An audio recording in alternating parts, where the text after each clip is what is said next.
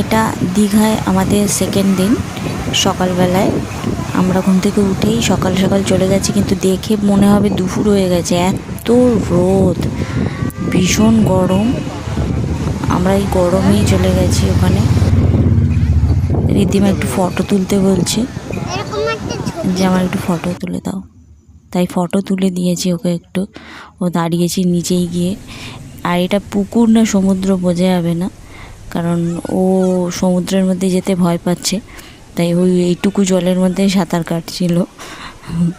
মজা ভীষণ করেছে, খুবই আনন্দ পেয়েছে। ওই দেখো আবার সাঁতার কাটতে যাচ্ছে।